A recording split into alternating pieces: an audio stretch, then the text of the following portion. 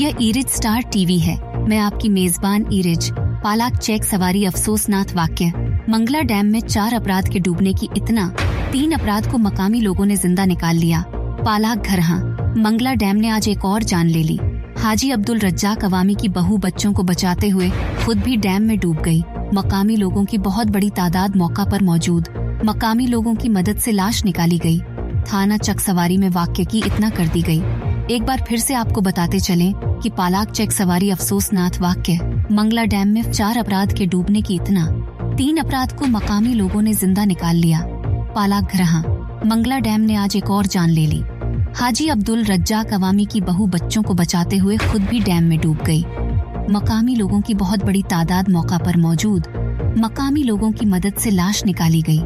थाना चक सवारी में वाक्य की इतना कर दी गई।